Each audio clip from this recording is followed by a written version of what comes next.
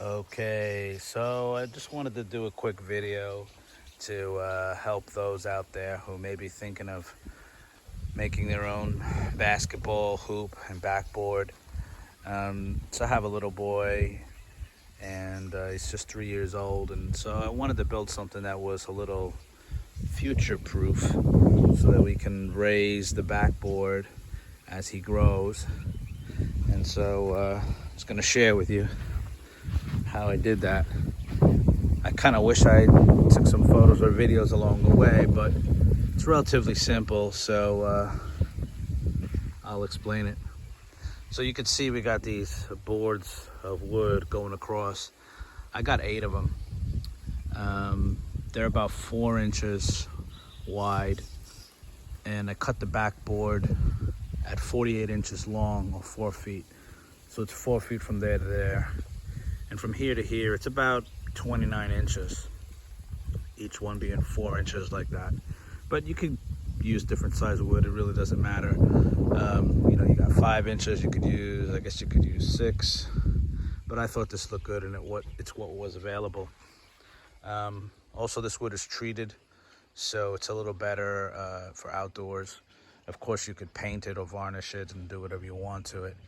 But anyway, so I cut that at 48 inches. The standard backboard for professional basketball is 6 feet, but I felt that was huge.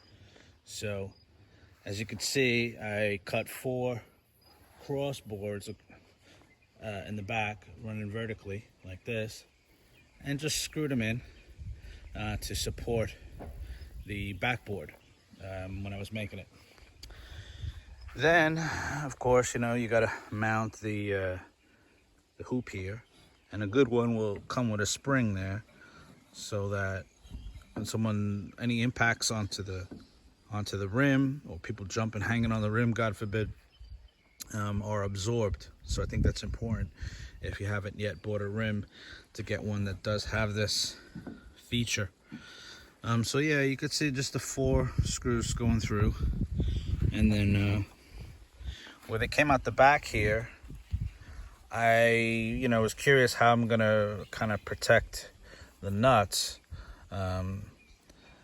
from rubbing up against the track here, from rubbing against the main post. And so I had like a 1-inch drill bit, and so I just created a piece of wood to block them, that so this way I can slide the board up and down, because this whole thing moves, which I'll explain in a second, without interfering with this with these screws here, and while still be able to access them.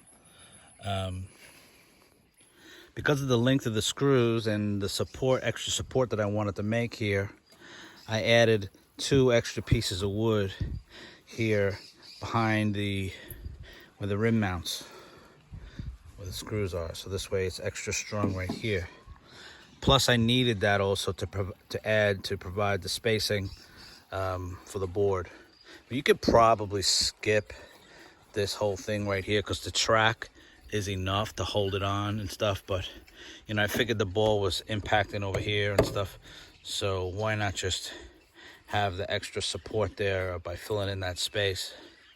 So yeah, there's 2 extra woods there where the screws are mounted to, and then there's that extra piece to just add that space in there, so everything is all flush. So 2x4 works perfect here, because it's double the size of this width, which on this type of wood is typically like 1 inch. So this is about 2 inches, so boom, perfect fit. So what I ended up doing here is I made a track. You can see this right here. This is a track, right? I made a track that perfectly fits this 4x4 piece of wood, right? So this track is basically an L shape, like this, in there. 2 L shapes. I'll show it from above.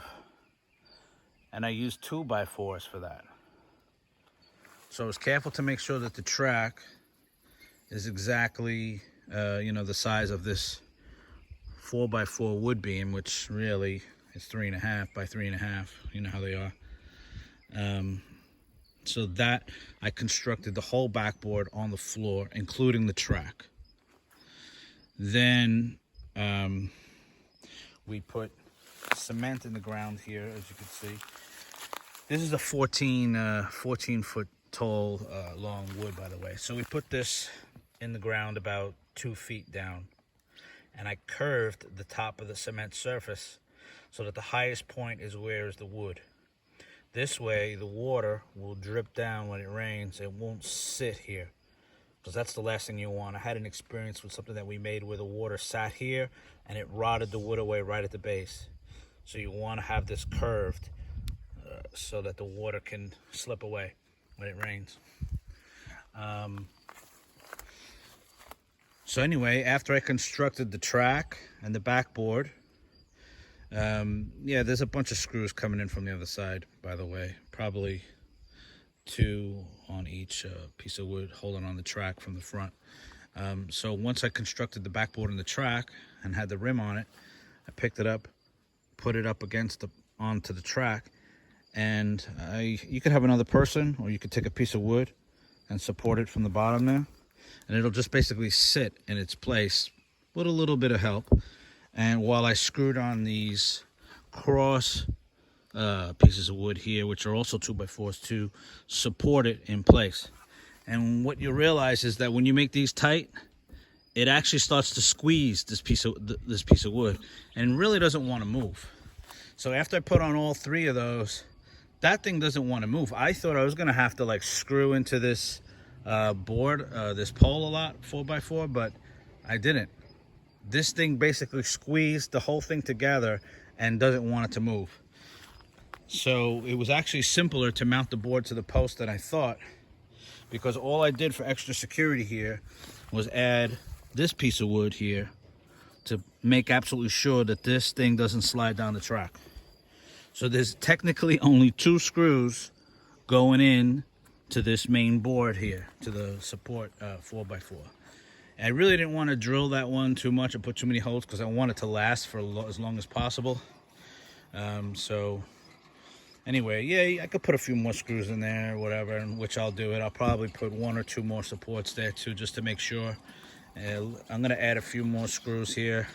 I just did it one level. I ran out of screws, but I'm going to add more screws to that. And yeah. So yeah, this whole thing is adjustable. Goes up and down however you want it. You know, you can come out here and play with the kid, and then very easily push this whole thing up and then make it higher for yourself if you want to play basketball with adults. And so in the front here, the only screws that I got is just these holding on the track in the back, and of course the rim. Okay, so again, there's the curvature of the base. And so yeah, it was really pretty simple. Again, it's 48 inches wide, 4 feet, 29 inches tall. Each piece of wood is about 4 inches thick, and it's treated wood. The back piece of wood is 4x4.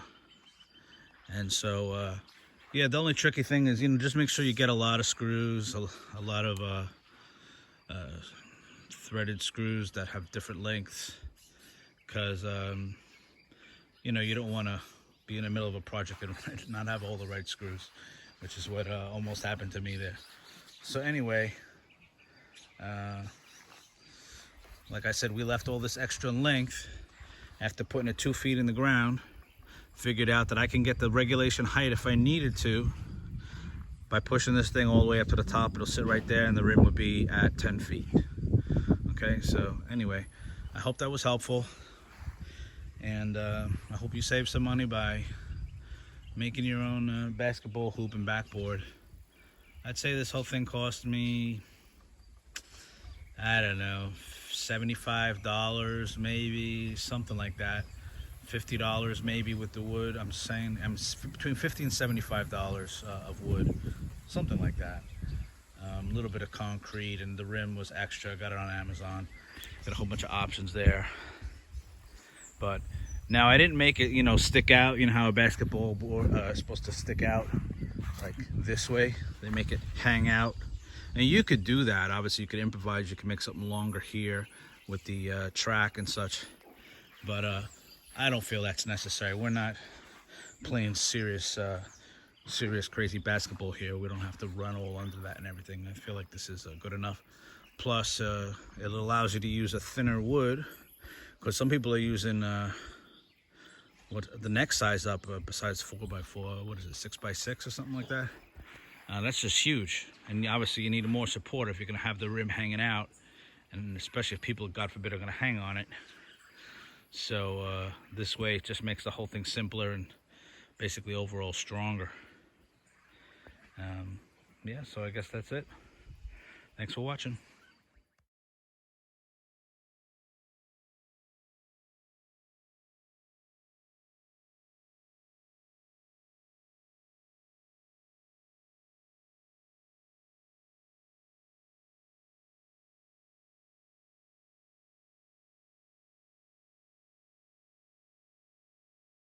So this is just a little bonus to that video that I made about the basketball hoop. This is a little playground that I made.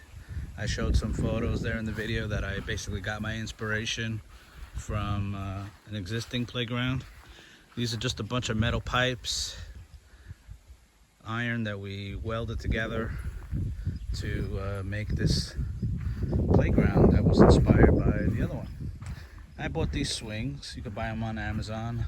I bought the slide, bought the telescope, the little steering wheel, the trapeze bar, and yeah, we welded this whole thing together. Here you got a little piece of wood. Because the slide has to be screwed in, we supported it by 2 metal pieces over there attached to this frame.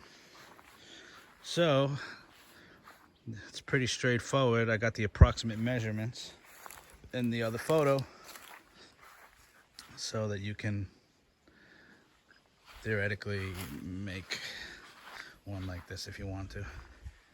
Now, a lot of people make it out of wood, but I wanted it to last like forever. Like the little fireman pole, we had a curve. We curved these over here. This is important because you don't want your kids to bang their head. And these little supports there are important too, because it helps stabilize it when kids are swinging around. There's a couple of supports there as well. These are just these little hooks. These are like a chain. You got a big fat chain, cut them in half and welded them right through there.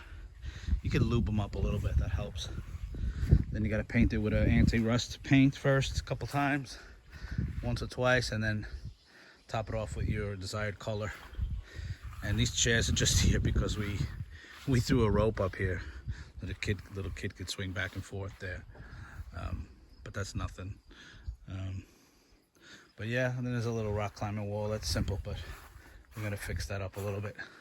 Maybe find a better way to make it, attach it. So anyway, this is that. I hope this stuff helps, maybe inspire you to make something wonderful for your children. Thanks for watching.